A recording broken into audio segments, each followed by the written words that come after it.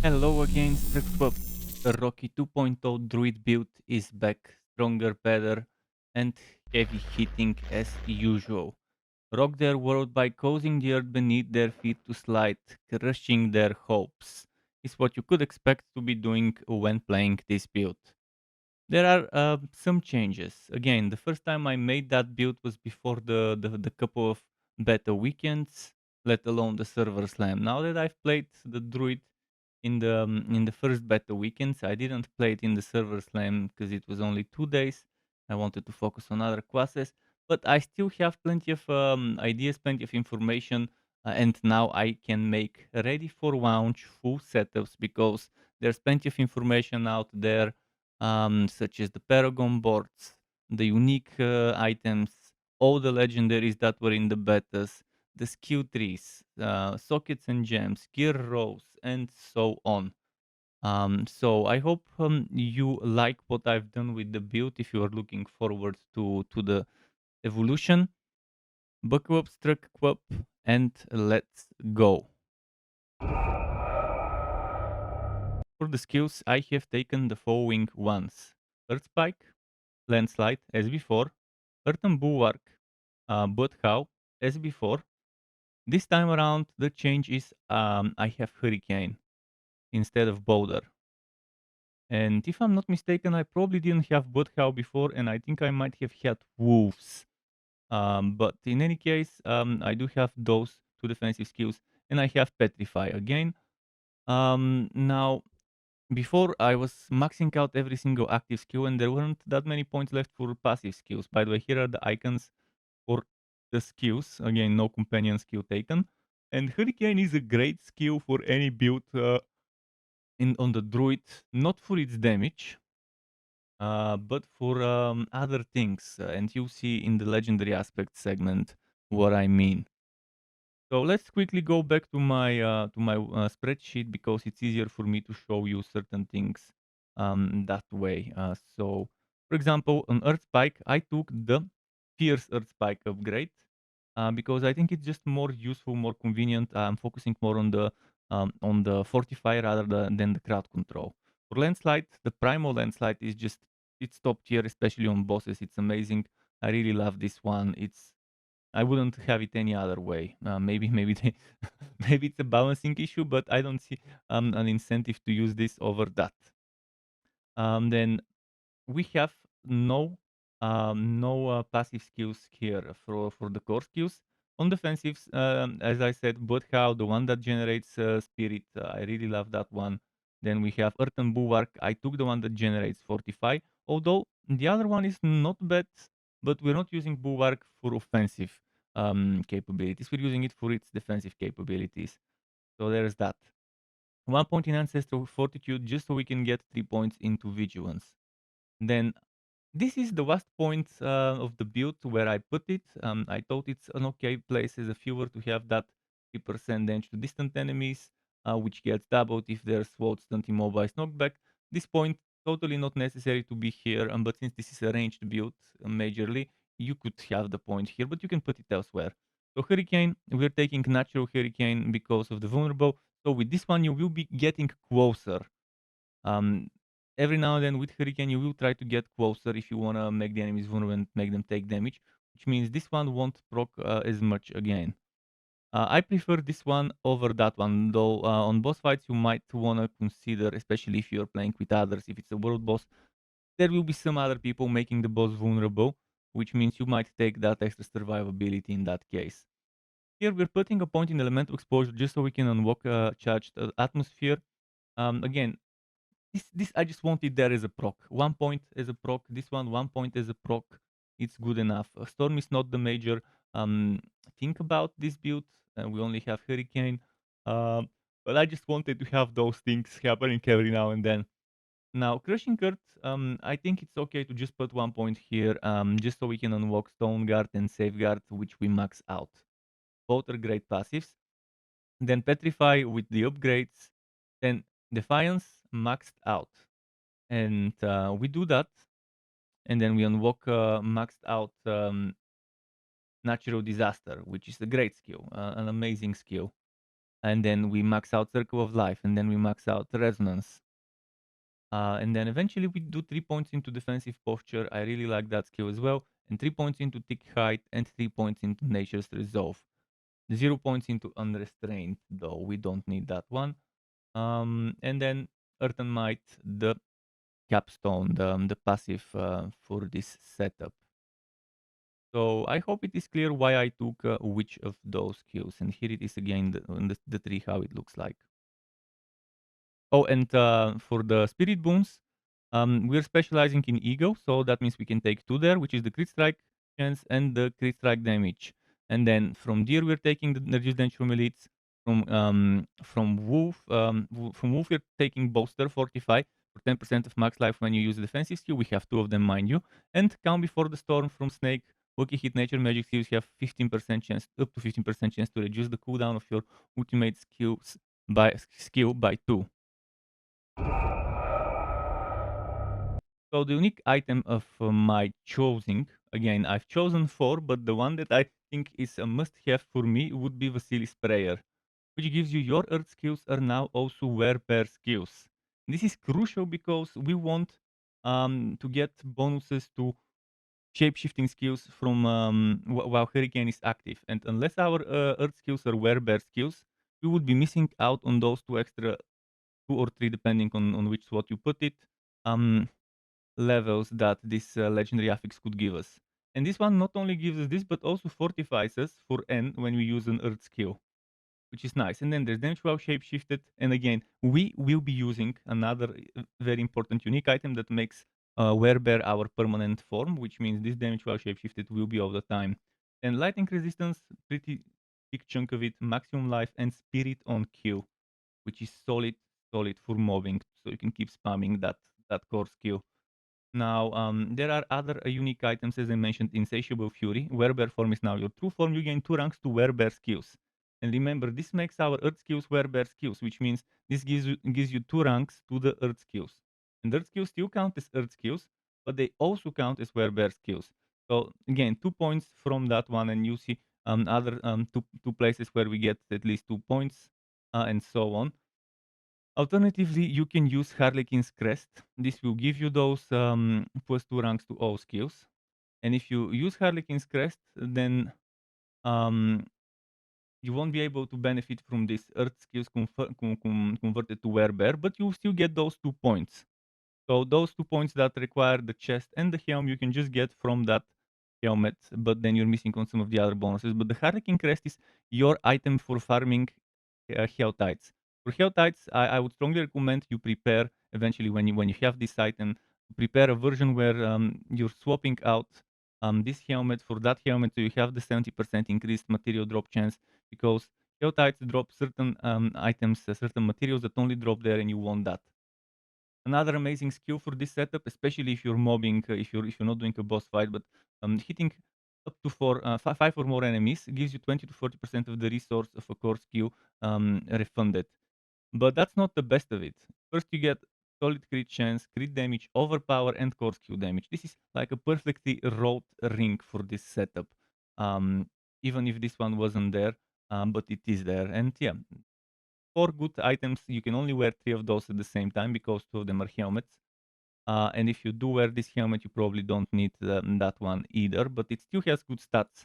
It still has good stats regardless of that. For the legendary aspects and the uniques, here is how they are arranged. You're using Stormshifter's aspect on the helmet temporarily until Vasilis player drops. Once that one drops, you will move this one into the gloves. Scrapping the seismic shift aspect from the build. So Stormshifter moves here, then you put Vasilis prayer or the Hurricane Crest if you're using that one temporarily over here. Amulet is ballistic aspect, it remains there all the time. For the chest, you have Earthguard aspect, and then eventually Insatiable Fury, the unique armor goes there. Pants aspect of Mending Stone. Gloves, again, Seismic Shift aspect, but eventually you would put Storm Shifter there. Then Exploiter's aspect in the boots, Night Hour in the first ring. On the second ring, you have aspect of the Aftershock, which Mother's Embrace replaces eventually. On the weapon, it's Crash Stone aspect, if it's one or two-handed. But if it's one-handed, you also have an offhand slot where you ideally would put Mighty Storm's aspect. Here is how to. I try to make it as painless as possible. So the only thing that requires some reworking, removing and moving things from one spot to another is the helmet. The rest are straightforward. Take whatever is there and put the other one. Now, here is what all those aspects do. Remember that this gives us Earth skills being werebear, and then this one 2 ranks to werebear skills. Well, we have also this one. When you have Fortify, your Earth skills gain +2 level. So that means +2, +3, +4. And then while Hurricane is active, +2 ranks to shapeshifting skills, which will benefit our Earth skills, but it will also benefit Bloodhow, which is a werewolf shapeshifting skill. Um, and again, I've put ballistic in the amulet, meaning that this one will be, if it's +2, it becomes +3. So we have 7 ranks just out of that, out of thin air, 7 ranks to our main skill. And it's amazing. Then, but how in the night, however, putting in that, as I said, in the ring, this gives a crit strike chance um, by +10 to +5 to +10. In addition, it also affects companions and players for 3 seconds. The skill effect is for 6, by the way. So Earth skills deal 40 to 50% multiplicative more crit strike damage to crowd controlled enemies, which is great. It is great. Crash tone aspect. Then you can see here Earth Spike launches spikes in a line and has a 1.5 to 1 to 2.5 seconds cooldown, meaning you won't be able to spam Earth Spike with this, but it will do some sort of a linear AoE. But since this is a temporary aspect, don't get too used to it. Aspect of the Aftershock, landslides Earth Pewers, each strike a second time and deal an additional 6 to 12% bonus damage per hit.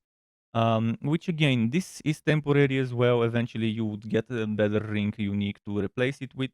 So again, don't get attached to it. Mighty Storm's aspect in the offhand, Earthen might key passive also applies to your Storm skills, which is this one. Damaging enemies with Earth skills has up to 5% chance to grant Earthen Might, which does restore your spirit as well as cause your attacks to guarantee critical strikes for 5 seconds. And this is increased by 10% for crit strikes and 10% if the target is stunned, immobilized, and knocked back. And I think those stack the 10% from this and from that for a total of 25%. Um, Now, exploiters aspect, I really love it. It's a favorite of mine, and it works very well with this build because there's a decent amount of crowd control, and then again that extra damage to unstoppable enemies. While you're fighting bosses, they'll be mostly unstoppable. We talked about those two, and now Earthguard. It is again a temporary thing until you get the Insatiable Fury. Gain 15 to 25% bonus amount to your next Earthen Bulwark for each enemy you crowd control up to a maximum of 100, which is pretty nice. And then this one, a Mending Stone, it is permanent. We'll be keeping that. It's a lovely thing. I loved using it in the betas. Duration of Earthen Bulwark is increased by 6 seconds. In addition, killing an enemy with Earthen skills replenishes n of your active Earthen Bulwark's barrier. For the sockets and gems, I personally love Emerald for the weapons, especially on bosses where it's difficult to keep crowd controlled on the boss, but vulnerable it's super easy to keep. So top choice for my weapon would be Emerald. Second choice probably would be Ruby because of the overpower damage focus on this build. But other good things would be Chris Ride to crowd control enemies when you're mobbing, and alternatively you can even go life on kill or ultimate skill damage, but I wouldn't recommend going those. For the armor, my top choice would be Sapphire, damage reduction while fortified, or Ruby, which is maximum life. But barrier generation is definitely not a bad choice. In fact, I need to add it here. And so is a Skull, also not a bad choice. You do have some sources of healing, such as Bloodhow, which could benefit from it. And for the jewelry, unless you really need a specific type of resistance, Diamond might be a good choice. Armor doesn't seem to scale nicely, so I'm not sure if it would be that great. For gear rolls, there are quite a decent amount of good things to look for. But again, since we can only reroll one affix per item, it will take a while before you get something reasonably perfectly rolled. But from all the 300, I've shortened the list to 43 possible rolls that you can get. Here in Origin on my website, I've listed the higher priority ones, and then at the bottom, some still good ones in golden color that are lower priority. On my spreadsheet, they're in different colors, such as white and then light blue for the same categories, same stuff. But pretty much you're looking for certain keywords that resonate well with the build. For all builds, damage is decent. Crit strike, crit damage, yes. Now you're looking for a keyword for physical damage and lightning damage. Priority obviously goes to physical damage. For categories and types of skills, you're looking for the keyword core. For core skills, earth for earth skills again. Then those are your top picks. Alternatively, second tier would be rat and defensive and werebear. In fact, werebear might be just as good as core and earth skills if you have that unique item that Vasilis prayer. Then shapeshifting again just as good as werebear in that case. If you have it, nature again just as good. Storm not that good, kind of third tier over there. So you're looking for those categories, and you're looking for keywords like crit strike chance, crit strike damage, damage, wacky hit chance. You're looking for stuff like overpower damage, whether it's combined with those or not. Then for the skills, priority goes to landslide. After that, I would maybe put points into hurricane if I have options X ranks to a certain skill. Third place probably earthen bulwark, earth spike maybe alongside bloodhow. Equally not as important as the others, but landslide top priority for X ranks to skill. Now, elites another keyword, whether it's the physical damage to elites, whether it's the crit chance with physical damage to elites, or damage reduction after killing an elite. And then there's close enemies or distant enemies. But since we're using Hurricane, close enemies is probably what we'll be fighting most of the time. Crowd controlled enemies also good bonuses against them damage and crit strike, crit damage, and vulnerable. Amazing stat for boss fights.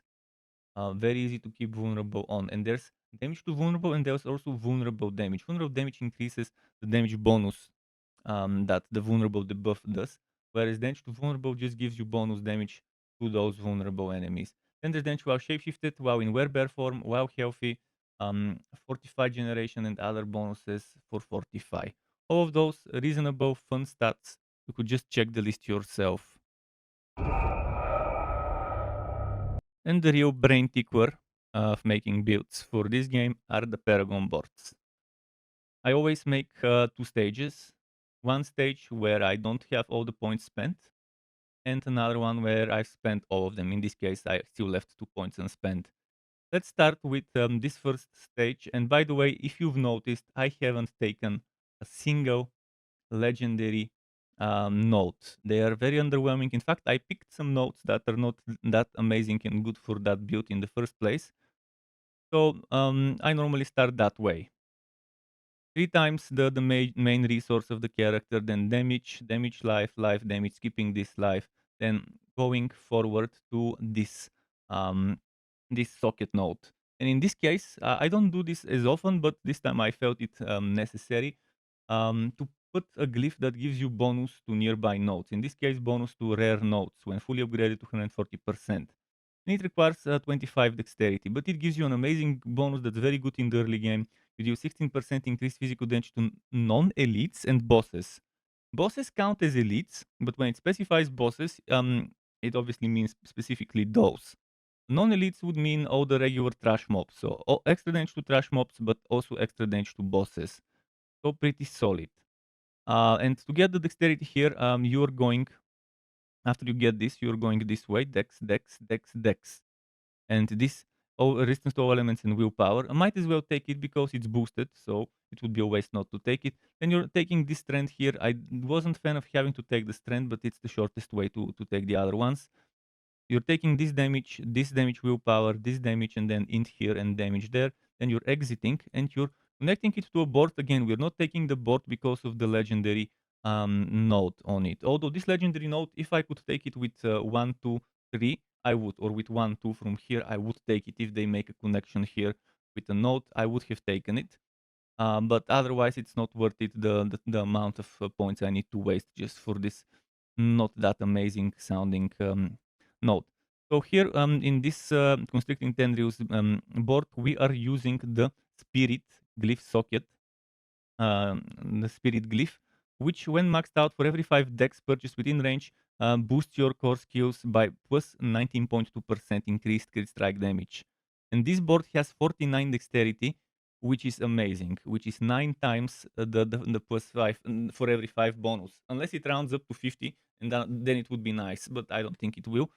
In any case, it also gives you critical strikes, increase the damage an enemy takes from you by X 2% for 20 seconds up to 12%, but we're taking it for the core skill bonuses early on. We want to boost our core skill damage as soon as possible and as much as possible.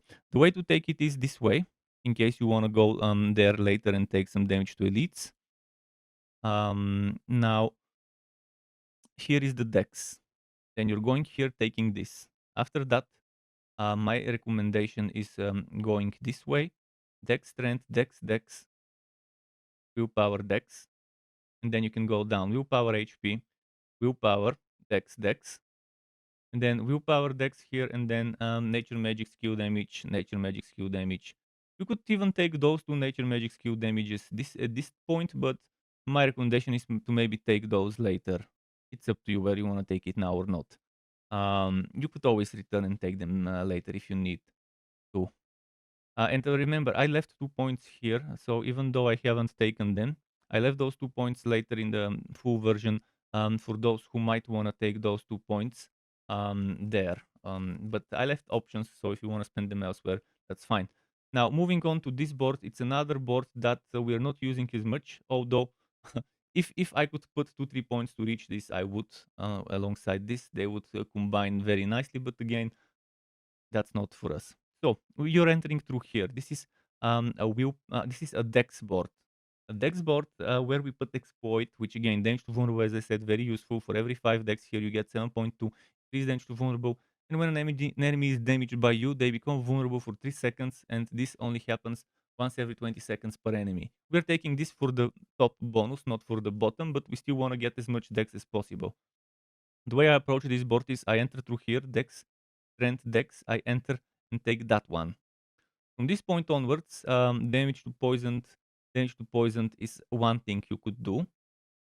Or alternatively, you can do this intelligence, damage to poisoned, and then from here you need to take this dex and take this dex. And of course, this one needs to be taken on the way. So yeah, this damage to poisoned, you won't benefit from it unless you include some poison, but yeah. Now we're taking this dex here, we're taking this willpower, this dex, and then we're taking this route here and exiting and connecting through this side and then connecting the inner beast through that side. And will socket dominate here for overpower. At this point, we want to stack some overpower for the build after we've boosted the core skill damage and the damage to vulnerable enemies. Since this is an intelligence, and this one, by the way, has 54 intelligence you can take in the vicinity, we're entering through this side. Priority number 1 is get the socket first. So int, willpower, willpower, boom. And at this point, you have an int you can take with a single point here, here, and here. Those 3 first int you can take. Then you could do this armor int, armor willpower, armor int, or you can just fill at the top first, which is willpower dex int, dex int int. And I took this dex because later I'm planning to go here and take those bonuses. You could take it that way, but it's better to do it that way because you already have that point spent now instead. Um, you don't need to take this dex, so you can just do this here, stop, and then through here and just go and take this shape-shifting skill damage and things like that. Then you're exiting through this side here. I felt it best to exit through here rather than through there, because again, we don't need to return for those.